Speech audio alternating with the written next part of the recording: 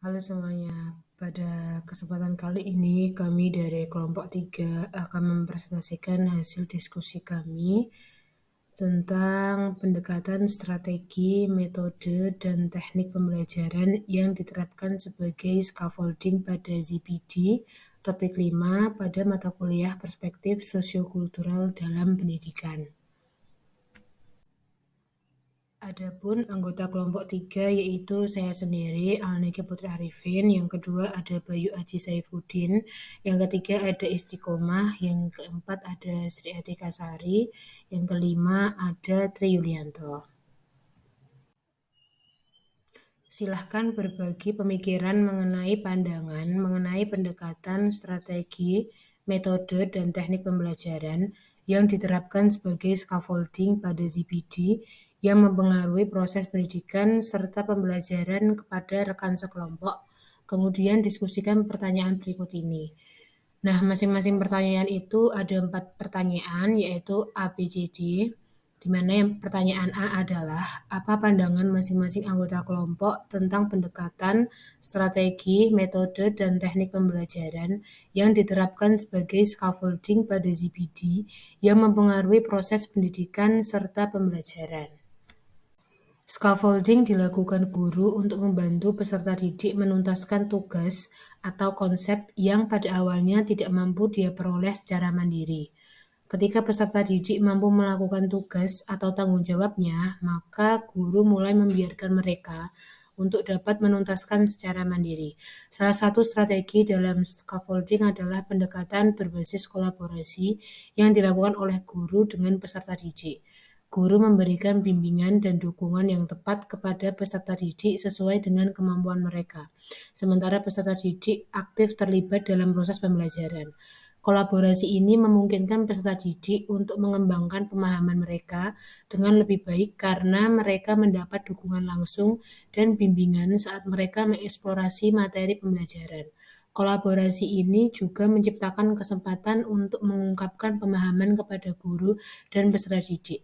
Peserta didik didukung untuk membuat koneksi dan mengembangkan pemahaman yang bisa dikomunikasikan, dan akhirnya guru bisa mengajak peserta didik membangkitkan percakapan tentang pemahaman konsep yang lebih luas. Pendapat yang kedua adalah, dalam pembelajaran, secara umum scaffolding dapat bermakna sebagai bantuan apapun yang disediakan guru dalam upaya mempercepat pemahaman belajar peserta didik di kelas.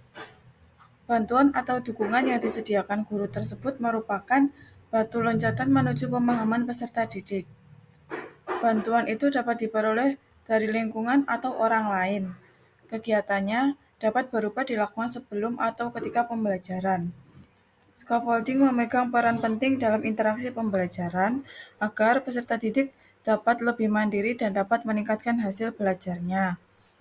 Salah satu contoh yang dapat dilakukan oleh guru adalah penyediaan lingkungan. Maksudnya, sebelum berinteraksi dengan peserta didik, guru menyiapkan lingkungan belajar seperti alat pembelajaran, media komputer, puzzle, dan lain-lain.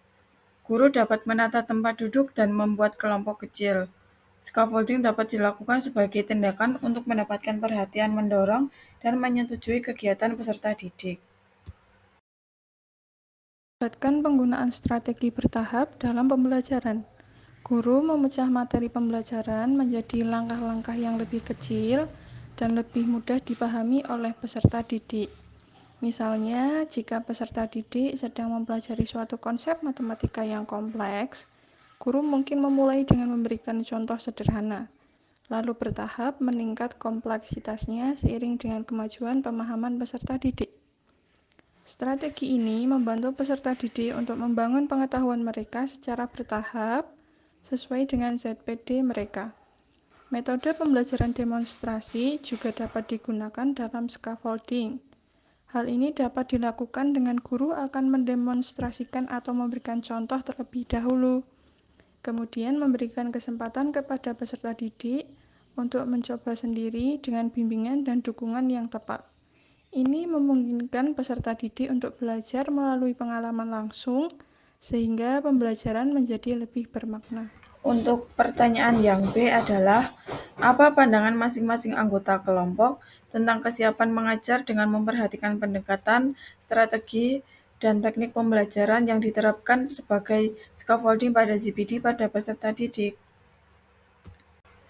Untuk pendapat yang pertama yaitu, menurut saya, pemahaman yang mendalam tentang ZPD peserta didik diperlukan karena ZPD digunakan untuk menentukan tingkat kesulitan yang tepat untuk peserta didik, serta menentukan jenis bantuan atau dukungan yang diperlukan agar mereka dapat belajar secara efektif. Sebelum mengajar dengan menggunakan pendekatan scaffolding, guru perlu memiliki pemahaman yang mendalam tentang ZPD masing-masing peserta didik di kelas. Guru harus mampu mengidentifikasi kompetensi peserta didik serta hambatan yang mungkin mereka hadapi dalam memahami materi saat pembelajaran. Dengan pemahaman yang baik tentang peserta didik, guru dapat merencanakan strategi pembelajaran yang sesuai untuk mendukung pertumbuhan dan perkembangan mereka. Salah satu strategi yang dapat dilakukan dengan pendekatan pembelajaran diferensiasi. Pada pendekatan diferensiasi, guru dapat mengakomodasi perbedaan dalam kebutuhan, minat, dan kemampuan peserta didik. Tentu, hal ini juga dapat digunakan untuk memberikan dukungan yang sesuai dengan ZPD masing-masing peserta didik. Guru dapat menyesuaikan materi, sumber daya, tugas, dan penilaian berdasarkan tingkat kesiapan dan minat peserta didik, sehingga guru memastikan bahwa setiap peserta didik mendapatkan dukungan yang mereka butuhkan untuk mencapai potensi belajar mereka secara penuh. Saya siap untuk mengimplementasikan scaffolding dengan pendekatan tersebut di kelas nantinya. Scaffolding efektif juga bergantung pada hubungan yang positif antara guru dan peserta didik. Dengan memiliki hubungan yang positif dengan peserta didik, guru dapat lebih efektif dalam memberikan dukungan yang dibutuhkan untuk membantu mereka melewati ZPD mereka dan mencapai potensi belajar mereka secara penuh. Hal ini dapat dilakukan dengan strategi pembelajaran problem-based learning atau project-based learning. Pendekatan ini sesuai dengan scaffolding karena guru dapat memberikan dukungan dan bimbingan yang tepat saat siswa bekerja melalui masalah yang kompleks. Guru dapat memainkan peran sebagai fasilitator, memberikan arahan, sumber daya, dan pertanyaan yang dapat membantu peserta didik memecahkan masalah, serta memperluas pemahaman mereka. Pendekatan PBL atau PJBL melibatkan kolaborasi antar peserta didik dalam menyelesaikan masalah. Dalam konteks pembelajaran scaffolding, kolaborasi ini dapat menjadi sarana bagi peserta didik untuk saling mendukung dan belajar satu sama lain. Guru dapat mengatur diskusi kelompok di mana peserta didik dapat berbagi ide, memecahkan masalah bersama, dan memperluas pemahaman mereka melalui interaksi dengan teman sekelas.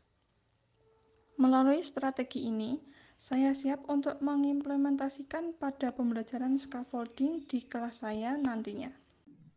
Scaffolding membutuhkan fleksibilitas dalam mengajar. Guru harus siap untuk mengadaptasi pendekatan, strategi, metode, dan teknik pembelajaran mereka sesuai dengan kebutuhan dan tingkat kesiapan peserta didik. Tentu hal ini dapat dilakukan dengan mengubah cara penyampaian materi atau menyesuaikan tingkat kesulitan tugas. Kesiapan mengajar juga berarti memiliki keterampilan dalam memantau kemajuan peserta didik secara terus-menerus dan menyesuaikan pengajaran mereka secara real-time sesuai dengan kebutuhan. Dalam hal ini, guru dapat menerapkan strategi pembelajaran melalui pendekatan TARL atau Teaching at the Right Level. Hal ini karena guru perlu memantau kemajuan peserta didik secara terus-menerus, baik secara formal maupun informal, untuk menilai pemahaman mereka, mengidentifikasi kesulitan, dan mengetahui apakah ada perubahan dalam kebutuhan belajar mereka. Berdasarkan pemantauan kemajuan peserta didik, guru dapat menyesuaikan pengajaran mereka secara real-time sesuai dengan kebutuhan. Jika peserta didik mengalami kesulitan dalam memahami materi tertentu, guru dapat memberikan penjelasan tambahan, menyediakan sumber atau preferensi lain, serta dapat memberikan bimbingan individual. Sebaliknya, jika peserta didik menunjukkan pemahaman yang mendalam, guru dapat menambahkan tantangan, tambahan atau memberikan tugas yang lebih kompleks. Saya siap mengimplementasikan teaching at the right level menjadi salah satu strategi dalam pembelajaran scaffolding. Pertanyaan C. Apa persamaan dan perbedaan pandangan tentang pendekatan, strategi, metode, dan teknik pembelajaran yang diterapkan sebagai scaffolding pada ZPD yang mempengaruhi proses pendidikan yang dimiliki? Fokus pada zona perkembangan proksimal atau ZPD, baik pendekatan, strategi, metode, maupun teknik pembelajaran yang diterapkan sebagai scaffolding, memiliki fokus yang kuat pada ZPD peserta didik. Mereka semua bertujuan untuk memberikan dukungan yang sesuai dengan tingkat kemampuan peserta didik, sehingga mereka dapat belajar dengan efektif dan mencapai potensi belajar mereka. Pembelajaran lebih bertahap dan terstruktur. Semua pendekatan, strategi, metode, dan teknik pembelajaran yang terkait dengan scaffolding menekankan pentingnya pembelajaran yang bertahap dan terstruktur. Mereka memberikan bimbingan yang progresif kepada peserta didik, memecah materi pembelajaran menjadi bagian-bagian yang mudah dicerna, sehingga memfasilitasi pemahaman yang mendalam. Perbedaan. Berikut adalah perbedaan antara pendekatan, strategi, metode, dan teknik pembelajaran yang diterapkan sebagai scaffolding pada ZPD. Yang pertama, pendekatan pembelajaran. Fokus utamanya adalah pada kerangka kerja konseptual atau filosofis yang mendasari cara guru memandang proses pembelajaran dan pembangunan pengetahuan peserta didik. Yang kedua, strategi pembelajaran. Dalam konteks scaffolding, strategi ini berfokus pada cara-cara untuk memberikan dukungan dan bimbingan yang tepat kepada peserta didik sesuai dengan ZPD mereka. Yang ketiga, metode dan teknik pembelajaran.